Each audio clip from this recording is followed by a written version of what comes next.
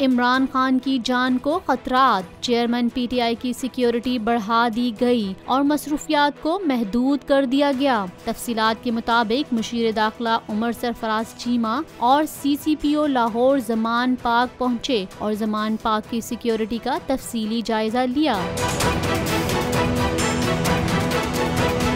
मुशीर दाखिला पंजाब ने कहा कि सिक्योरिटी थ्रेट है, इमरान खान की सिक्योरिटी में इजाफा किया जा रहा है। उमर सरफराज चीमा का कहना था JIT में विफाकी हुकूमत के इदारों को शामिल नहीं किया गया। IG एक फर्द है, हमें पंजाब पुलिस के इदारे पर एतमाद है। उमर सरफराज चीमा ने बताया सिक्योरिटी थ्रेट के बाइस इमरान खान ने अपनी मसरूफियात को महदूद कर दिया है।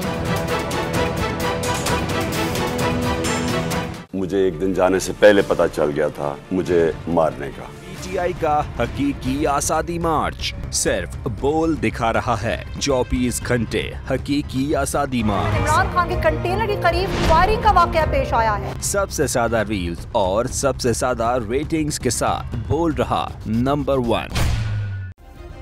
सब्सक्राइब करें और बेल दबाएं ताकि कोई खबर रह न जाए।